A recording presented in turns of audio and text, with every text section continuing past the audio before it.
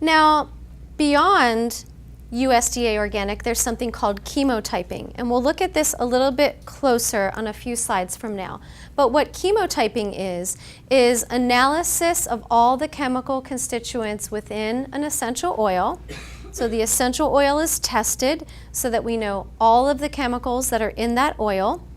And also, sometimes one plant, when it's grown in two different regions, will express different chemicals. And so that's called a chemotype. We'll look at that again shortly, but these are things to look for on your labels. There's also something called totem production. And so when essential oils are distilled, this is a total craft. It goes beyond just kind of chucking something in a pot and boiling it. There are specific temperatures and periods of time that are required. Some plant material needs to be fresh, like I was mentioning, the mobile distillation unit goes to the rose fields. Some of them need to be lightly dried. And the important thing to know about totem is that what it does is it allows the distiller all the time that it takes to produce the essential oil and for that essential oil to contain all of those naturally occurring chemicals. Sometimes, for example, an essential oil can be created with high pressure and high temperature. And so cranking up the temperature and cranking up the pressure will pull more essential oil from that plant more quickly. But what that means is that even though it's more profitable for the distiller because they're being paid by weight, it does mean that some of the chemical constituents are still left behind in the plant. And they say, those aren't the ones people are looking for. They really want a lot of thymol. So we don't care about those extra ones that are still lingering in the plant material. But what that means is that we're not harnessing the power of nature. We're not getting all of the chemical constituents that nature offers. The plants have this innate wisdom in that they may have a lot of one chemical constituent, but without those others, it may not be as balanced or round or maybe beneficial for the body. So totem production is going even beyond just distillation in a kind of haphazard way. It's really taking the art and science to the next level and being sure to get all of those chemical constituents. And when totem production is done, it does not use that high temperature and that high pressure. It's the opposite of that. It gives the distiller the liberty to take the time that it needs. And what that means is that there won't be any sort of burnt or off odor. There won't be any potentially detrimental chemicals that need to be filtered, or that oil won't need to be rectified and adjusted accordingly later. So totem is just a whole next level process that is really used by scientific aromatherapy companies that want to take advantage of all of those chemical constituents. So I want to take a little break in just a minute, but before we do, I want to discuss peppermint, because this is one of the top selling essential oils in the United States. And it's obviously very popular because it's very cooling, and so people will use it in foot sprays if they're making their own. A lot of times they'll use it for hot flashes. Peppermint, though, has a long history of use for increasing productivity and mental clarity. So in Germany, in Japan, in Europe, in the workspace, peppermint is infused into the air, diffused into the air to keep workers active, awake, alert, and producing more parts or thingamajiggers that they're making. So peppermint's a great stimulant, and it's a really great essential oil to know about if you're going on a long road trip, if you are needing to stay awake and alert, if you're studying for an exam and you want to be sure that your mental faculties are as sharp as they can possibly be. So it's excellent for those purposes, as well as helping to support comfort, joint comfort. So if you have any discomfort, peppermint may be a nice essential oil choice. But it should never be used neatly, which means directly in an undiluted fashion. You would never open up a bottle of peppermint and then just kind of douse yourself with it. It's very, very stimulating and cooling, and so you always want to consider dilution guidelines that are established for each essential oil. You should all have in your bag one of these guidebooks. to chemotyped essential oils. And the nice thing about this, well, there's a lot of really great things about it, but what I particularly like is that on each essential oil, you can open to the page, you can open up to the peppermint page, and you'll see that it talks about, can you use it internally? Yes. It is generally regarded as safe. It's on the GRAS list that the FDA produces. So this is an approved essential oil for use in food and flavoring. And this is written by a pharmacist and M.L. Breda, so Boudou and M.L. Breda. And it is going to list that 1 to 2 drops may be used 1 to 3 times daily, but there is an end point, 2 to 20 days. This doesn't mean that it's great for everyone, so I would never just ingest essential oils haphazardly.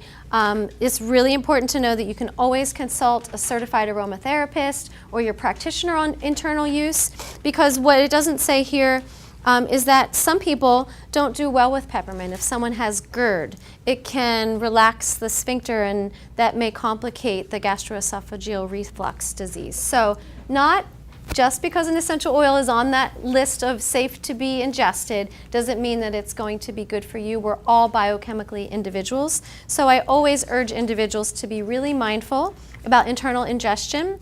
Peppermint, actually 1 drop is equivalent to a couple dozen cups of tea. So that's far more peppermint than most of us necessarily want in one setting. But again, it's on that list, considered as safe, so that's a good thing to know. It will also list if it's safe for pregnancy, if it's safe during breastfeeding. So there's some really great bits of information around essential oil safety in this book. And if you're ever wanting to know more about safety, medications, interactions, there's another really great book called Essential Oil Safety by Tisserand. So that's another good book to have in your arsenal if you're really trying to learn more about essential oil chemistry and safe uses.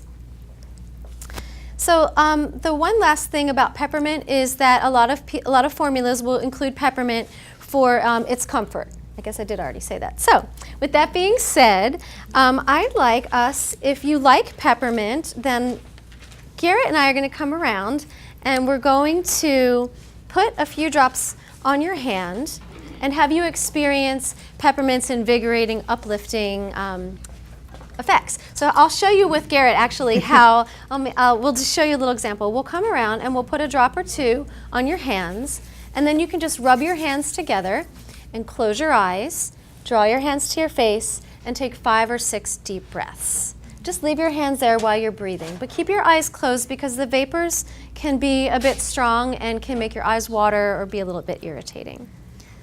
Yep, and any leftover you can rub on your neck, but be careful around the temples. I wouldn't necessarily put it there because if you have the peppermint a little too close to the eyes, it may be a bit irritating. So if you do feel chilly, don't rub any extra on your neck and shoulders. Peppermint's very cooling. If you're having a hot flash, go for it. So what I came around and put on you was not just peppermint. Did you smell anything else in there? I heard someone say, ooh, I smell a little lavender. Thanks, Garrett. So this is a blend of not only peppermint for all of those purposes that I already mentioned, but it's in a base of lavender. Lavender is considered one of those essential oils that you may use neatly directly on the skin. Like you would see in the dilutions guideline for peppermint, it's always suggested to dilute to 1 to 5% maximum. 1%, like I was mentioning, is 1 drop in 5 mils or 100 drops of carrier oil. This particular blend of Mental Clarity is a blend of peppermint, but also lavender, basil, there is citrus in there as well, and rosemary. Rosemary has a reputation for remembrance and supporting memory and mental clarity. So can you feel the pepperminty tingle in your sinuses even after you've removed your hands from your face? Essential oils are hydrophobic, which we talked about earlier. They don't mix with water, but they are lipophilic, so they are attracted to fats. What happens is when you put them on your skin, they're attracted to the fats in your tissue, and so they're absorbed in that manner. When you have your hands near your face, you're also inhaling and breathing in those essential oil molecules that make contact with the tissue of the sinuses and the respiratory tract as well. So about 50% or thereabout is absorbed into the tissue, and the other 50% or thereabout diffuses around you. So when you have your hands near your face, you're not only absorbing into the tissue, but you're absorbing into the tissue of the sinuses as well. When you take a look at your hands, do they look oily, like you just put oil, like coconut oil on your hands or something? So it's not a greasy substance. Essential oils are not really oils as far as virgin plant oils go. They're not oily or triglyceride rich like olive oil or argan oil or coconut oil, etc. They're carbon molecules. So they're, again, lipophilic. They like fats. They're absorbed right into the tissue. So you really shouldn't have a greasy residue. If you went ahead and touched your doorknobs or your steering wheel, you won't see oils on the wheel later. Another thing that's a good thing to know is that when you are unsure about an oil, maybe someone's given you a bottle and they say, oh, this is a really great oil, I love it. If you want to know if it's been adulterated or if some carrier oil has been added to it and it's been cut, you can put a drop on a tissue or a piece of paper. And when you come back to it in about 20 minutes or so, you'll see that all of the molecules have evaporated into the air, so you won't have a greasy ring on the paper. If there is a greasy ring, it's probably been cut with a carrier oil. So that's interesting. So that is the mental clarity. So now that we're all awake and alert, I'll show you some chemistry. So there is the chemotype, which I mentioned earlier. Some essential oils are from totally different plants altogether. Like you may have seen Eucalyptus globulus, and you may have seen Eucalyptus citriodora, Eucalyptus radiata, Eucalyptus dives or dives. So those are 4 different species of eucalyptus. Same family, same genus, but different species. They are distinctly different plants according to scientists and classification systems. The rosemary is a great example of a plant that when that same plant, same genus, same species, it's called Rosmarinus officinalis. I think you can see the genus and species somewhere on this slide, but if not, oh, it is, it's right there. So Rosmarinus officinalis is the genus and species of that plant. And let's say you go to a nursery and you buy a rosemary plant. You buy 2. And you take one home and you plant it here in the hot of summer in Texas, and your friend takes hers home and plants it in Maine in the high mountains. When the plant's been grown and harvested, if it was to be put into distillation equipment in separate places, not at the same time, the one that was grown in the hot, dry environment may have a totally different chemical profile than the one that was grown in the mountainous range. So different growing conditions, different soil, different altitude, different rain levels, different hardiness zones will affect a plant's chemical makeup. And so this is called chemotype. It may be the same plant but have a totally different chemical profile, so you can think of it as chemotype, but it's chemotype, and it's got a totally different chemistry. Same plant, different chemistry. So rosemary that's grown in Morocco tends to have a very high cineol content, 46.24% cineol. Cineol is a chemical also known as 1,8-cineol that is what we think of giving eucalyptus its typical aroma. So it's also known as eucalyptol.